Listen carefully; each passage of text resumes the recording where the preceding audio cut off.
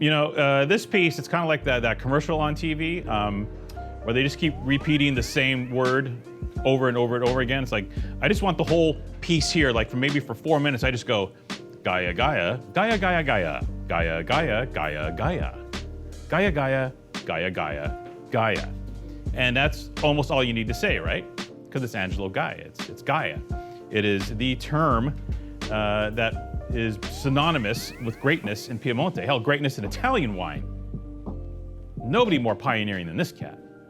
And his family's doing great. Gaja Gaja, he named his daughter Gaja, yeah, I know. Gaja Gaja is also doing great. She's amazing, and the whole family is just killing it right now, making some of the best wines they ever made. Okay, the drawback. Gaja wines are like millions of dollars a bottle.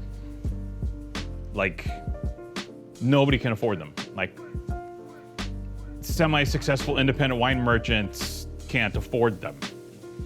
We do not drink those wines around here. They're for very special people. Now, the key is, what if we could have that Gaja Gaja Gaja Gaja moment and not spend $1 billion? Well, you can. It's here. It's today. It's in front of me. This is it. And once in a while, I'd say every decade, one of these little wines from Gaja hits hard. A few years back, he makes a Barolo called Da Gromis, which is kind of like a blend of all the vineyards, et cetera, et cetera. And that wine, I think 2010 vintage, it might have been 2012, that wine hit hard. I mean, it was single vineyard quality at a laughable price vis-a-vis the other wines.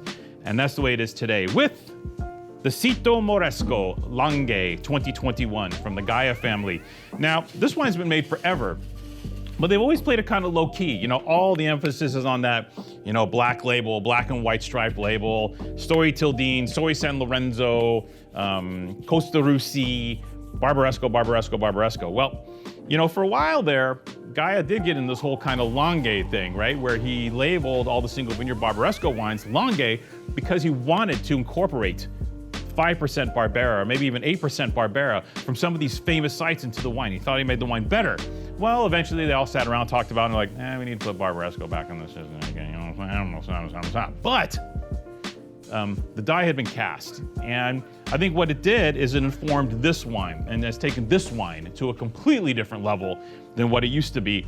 This wine used to have, it used to be Nebbiolo, Barbera, but also had Cabernet and Merlot, and it felt a bit like a kind of a Gaja stuff wine, right? As opposed to a friggin' Gaja wine. And now what's changed, I think, in the last few vintages is this feels like a friggin' Gaja wine. You taste this, it tastes like Gaja. Why? We're only doing Nebbiolo and Barbera here now. Mostly Nebbiolo. So getting back to almost what the single vineyard Barbaresco wines, when they were called Langhe wines, kind of that blend. Now, here's something we didn't know. And I never investigated this, and I feel like an idiot for not knowing this based on the fact that I got a pretty good knowledge of Italian wine. But the Sito Moresco, the Moresco site, Sito Moresco, Piemontese, Moresco was one of the largest owners of the Paiore vineyard in Barbaresco, which Paiore is a really famous crew. Belcole, Sottimano, a couple other producers produce a Paiore single vineyard wine that gets mid-90 scores all the time. Well, Gaja bought their chunk of Paiore from the Moresco family back in 1979.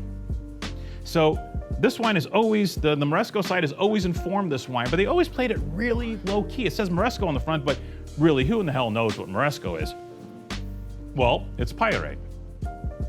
So this is almost all Paiore, Barbaresco vineyard fruit that they supplemented with, oh darn, a little bit of wine from Serralunga and Barolo to make this absolutely exquisite Langhe red.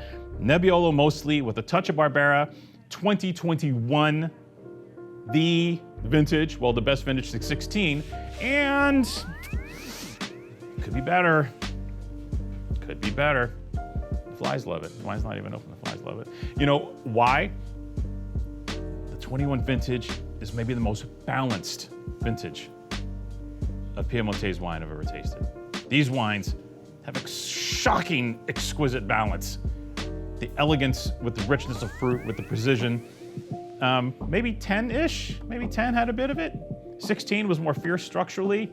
So think maybe 10-ish, which was great, but it might even be more pinpoint than the 2010 wines. What a year. And when you have Angelo Gaja, you have one of the top sites in Barbaresco, you have a terrific vintage, how can you fail? Well, you can't. In fact, this is arguably, for my money, maybe the best bottle of Gaja wine under $100 I've ever tasted. So it's like 70 bones for this wine. But when you think about the single vineyard wines, when you think about the regular Barbaresco being $300 or whatever, when you think about the single vineyard wines traveling into that $600, $700 stratosphere, this wine at $70 for one of the most acclaimed vineyards in Barbaresco is a steal. What a steal. And I don't put 70 bucks and steal together very often. You know us, we're frugal, you know, we're careful. We are customers ourselves. We drink the wines we sell. And in this case, I'm looking at this wine going, yeah, like, hell yeah, I could drink Gaja. And it's good. It's better than good, it's great. There, sorry.